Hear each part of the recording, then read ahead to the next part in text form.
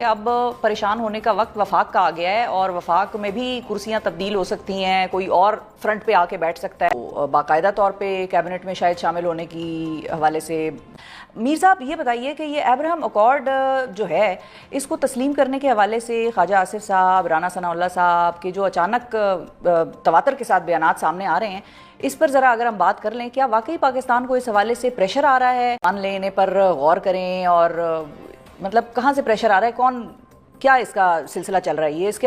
आइए दोस्तों देखते हैं एक नई वीडियो देखने से पहले हमारे चैनल को लाइक और सब्सक्राइब जरूर कीजिएगा और इस वीडियो के मतलब अपनी राय भी जरूर दीजिएगा। आइए देखते हैं ये वीडियो और इस पर बाद में बात करेंगे कि पीपल्स पार्टी जो है वो बाकायदा तौर पे कैबिनेट में शायद शामिल होने की हवाले से बाज़गश्त भी चल रही है, बातचीत हो रही है, सोच विचार हो रहा है। आपकी इस हवाले से क्या इतलात हैं? पीपल्स पार्टी अभी कहाँ खड़ी है, क्या हो रहा है? वज़ीर-ए-आज़म शहबाज शरीफ साहब कोशिश कर रहे हैं, काफ़ी अरसे से पीपल्स पार्टी को कन्विंस करने की कोशिश कर रहे हैं कि आप फेडरल गवर्नमेंट का हिस्सा बन जाएं, क्योंकि अभी पीपल्स पार्टी जो है ना वो सिर्फ कॉन्स्टिट्यूशनल पोजीशंस लेके बैठी हुई है। प्रेसिडेंट ऑफ पाकिस्तान का ओहदा है और 2 सूबों की उनके पास गवर्नरशिप है, तो इन ओहदों पे वो बैठे हुए हैं। तो लेकिन शहबाज शरीफ साहब चाहते हैं कि वो कैबिनेट में भी शामिल हो जाए। उसके लिए उन्होंने उनको 5-6 बड़ी अहम वजारतें भी ऑफर की हैं। इस पर पीपल्स पार्टी के अंदर इब्तदा में ये राय थी कि हमें इनके साथ शामिल हो जाना चाहिए, लेकिन फिर बिलावल भुट्टो जरदारी साहब जो हैं उन्होंने जब सलाह मशवरा किया, अपनी सेंट्रल एग्जीक्यूटिव कमेटी के अरकान से बातचीत की, तो उनका ये ख्याल था, ख़ास तौर पे जो पीपल्स पार्टी पंजाब के जो रहनुमा हैं, कि जी हमारी तो लड़ाई चल रही है मुस्लिम लीग नून के साथ सूबा पंजाब में, उन्होंने जो वादे किए थे वही पूरे नहीं किए, तो प्लीज़ आप इनका फेडरल गवर्नमेंट का हिस्सा ना बने। तो बिलावल भुट्टो जरदारी साहब ने अभी 2 दिन पहले भी ये कन्वे किया है कि हम फिलहाल फेडरल गवर्नमेंट में शामिल नहीं होना चाहते। इसकी एक देखें सीधी सी वजह भी है। इसकी एक वजह यह है कि ठीक है, वो वजह यह है कि ठीक है, सुप्रीम कोर्ट ऑफ पाकिस्तान ने मखसूस नशस्तों पर एक ऐसा फैसला दिया है जिससे कि मुस्लिम लीग नून को बहुत ज़्यादा फ़ायदा हुआ है, उसकी सीटों की तादाद बढ़ गई है। लेकिन इसके बावजूद ये हुकूमत इतनी अनपॉपुलर है कि पीपल्स पार्टी जो कि इनकी इत्तेहादी है, वो उस पार्टी के वोटों से ये हुकूमत खड़ी है। उसके बावजूद पीपल्स पार्टी इस हुकूमत की काबीना में शामिल होने से गुरेज कर रही है और मुसलसल गुरेज किए जा रही है। और अभी मुझे लगता है कि फ़िलहाल आने वाले काफ़ी अरसे तक पीपल्स पार्टी गुरेज की पॉलिसी ही इख्तियार करेगी। गुरेज ही करेगी, बिल्कुल ठीक है। पाकिस्तान की सियासत के हवाले से हमने बात की, लेकिन पाकिस्तान की सियासत में एक और नया आइडिया इंजेक्ट हो गया है, आप इसको कहें कि सामने आया है, इंट्रोड्यूस कराया जा रहा है, वो है अब्राहम अकॉर्ड के नाम से। अब्राहम अकॉर्ड वो मुआहिदे जिनके हवाले से हमने प्रोग्राम के आगाज़ में आपको बताया। मीर साहब ये बताइए कि ये अब्राहम अकॉर्ड जो है इसको तस्लीम करने के हवाले से ख्वाजा आसिफ साहब, राना सनाउल्लाह साहब के जो अचानक तवातर के साथ बयानात सामने आ रहे हैं, इस पर ज़रा अगर हम बात कर लें, क्या वाकई पाकिस्तान को इस हवाले से प्रेशर आ रहा है? पाकिस्तान से ये तकाजा किया जा रहा है कि आप अब्राहम अकॉर्ड को मान लेने पर गौर करें और मतलब कहाँ से प्रेशर आ रहा है, कौन क्या इसका सिलसिला चल रहा है ये इसके हवाले से आपकी क्या खबरें? देखिए, ये अब्राहम अकॉर्ड जो है ना, ये उस वक्त ये बात शुरू हुई थी जब ट्रंप साहब का पहला दौरे सदारत था, जब पहली दफ़ा वो अमेरिका के सदर थे। तो उस ज़माने में ये बातचीत शुरू हुई थी।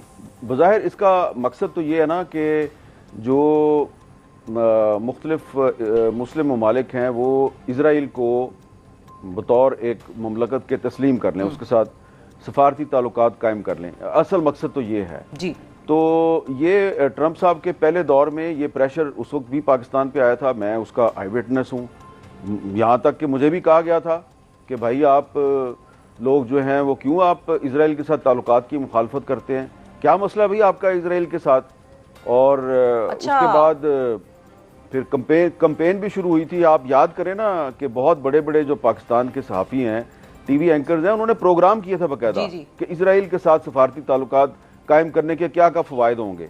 और एक मीटिंग मुझे याद है जो वज़ीर-ए-आज़म सेक्रेटेरिएट में हुई, और उस मीटिंग में कोई 10-15 जो टीवी एंकर्स हैं उनको बाकायदा घेर कर वहाँ ले जाया गया। मैं भी था ये उनमें। याद है। और मीर साहब आपका मैं भी एक था स्टांस उनमें। भी था, बिल्कुल बिल्कुल आपका एक स्टांस भी था, बड़ी स्ट्रांग पोजीशन थी जो आपने उस वक्त ली थी। और आपने ये भी बताया था, अपने प्रोग्राम्स में भी जिक्र किया था, कॉलम्स में भी लिखा था कि उस वक्त की हुकूमत जो खान एडमिनिस्ट्रेशन थी उस पर भी प्रेशर आया था और खान साहब ने इनकार किया था। ये भी खबर आपकी थी।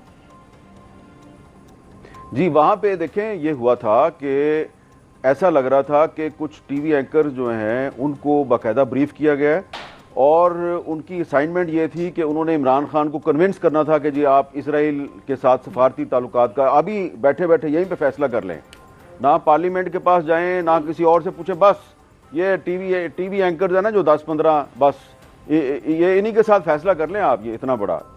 तो वह अब खान साहब जो हैं, मेरा पहले तासुर ये था कि शायद ये इमरान खान साहब जो हैं ये ट्रैप में आ चुके हैं।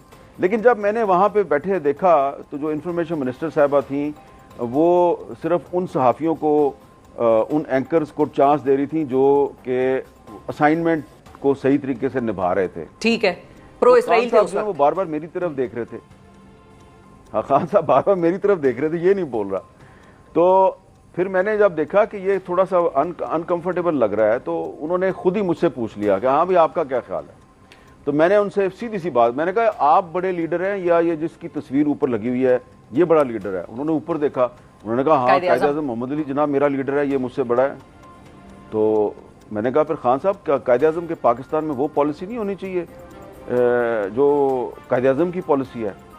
तो खान साहब ने इस तरह हाथ पे हाथ मारा, उन्होंने कहा बस डन हो गया, जो कायद-ए-आज़म की पॉलिसी है इसराइल के बारे में वही पॉलिसी चलेगी पाकिस्तान में। अच्छा जी, उसके बाद मीटिंग फ़ौरन चंद मिनट के अंदर अंदर जो है उसको ख़त्म कर दिया गया। और जब मैं वज़ीर-ए-आज़म सेक्रेटेरिएट से बाहर निकला, गाड़ी में मैं दफ्तर की तरफ आ रहा था, मुझे फ़ोन आने शुरू हो गए बड़े ताकतवर लोगों के। उन्होंने कहा ये क्या किया आपने, ये आपने प्राइम मिनिस्टर को ये क्या कहने की ज़रूरत थी कि कायद-ए-आज़म की पॉलिसी चलेगी, कोई टिकर नहीं चलेगा, कोई खबर नहीं चलेगी, बस बता दिया आपको। अच्छा, अब आप बताएं कि मोहम्मद मीर साहब जो है उनका कसूर ये था कि उन्होंने वज़ीर-ए-आज़म पाकिस्तान को ये बताया कि बानी पाकिस्तान की इजराइल के बारे में क्या पॉलिसी है।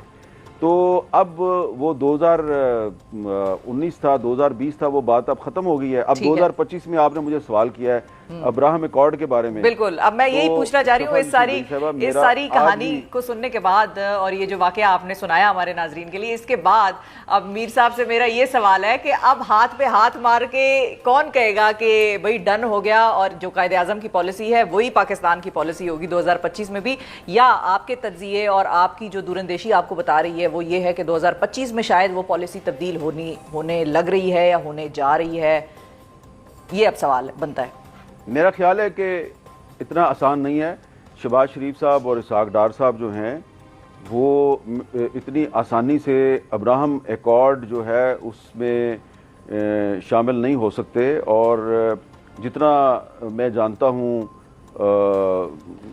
पाकिस्तान के अवाम को कि पाकिस्तान के अवाम बहुत से मामलात पे जो है वो घरों में बैठे रहते हैं, वो कहते हैं अच्छा पेट्रोल महंगा हो गया, चलो कोई बात नहीं यार, अच्छा गैस भी महंगी हो गई है, ओहो हर चीज़ ही महंगी हो गई है तो कोई बात नहीं, बाहर निकलने का क्या फ़ायदा है। लेकिन ये कुछ 2-3 मामलात ऐसे हैं, एक कश्मीर है और एक फ़लस्तीन है, ये आपकी केमिस्ट्री में शामिल हैं। देखें ये जो अब्राहम एकॉर्ड है ना, इसके हवाले से एक मैं बड़ी ही इम्पोर्टेंट हिस्टोरिकल चीज़ आपको बताना चाहता हूँ जी। पाकिस्तान का ख्वाब देखा था अल्लामा इकबाल ने। अल्लामा इकबाल ने मुसलमानों को वाज़े तौर पे नसीहत की हुई है। जब वो एक फ़लस्तीन कॉन्फ्रेंस में शिरकत के लिए मस्जिद अक्सा में गए और फिर वहाँ से वापस आए तो उन्होंने एक बात कही थी। उन्होंने कहा था कि ये जो अरब ममालिक के बादशाह हैं ना, फ़लस्तीन के मसले पे कभी भी इनकी विजडम पर और इनकी पॉलिसी पर एतमाद ना करना, कभी। ये बात उन्होंने लेट 30s में कही थी। कायद-ए-आज़म ने तो बहुत बाद में बात की ना, अल्लामा इकबाल ने ये लेट 30s में बात की थी कि कभी भी इन पर एतमाद नहीं करना। अरब ममालिक के जो बादशाह हैं इनकी फ़लस्तीन के बारे में पॉलिसी पे कभी एतमाद ना करना। और फिर जब यूनाइटेड नेशंस की रेजोल्यूशन के तहत जब इजराइल कायम हो गया 1947 में, तो उसके बाद कुछ अरसे के बाद इजराइल के जो प्राइम मिनिस्टर थे उन्होंने कायद-ए-आज़म को लेटर लिखा कि आप हमें तस्लीम कर लें।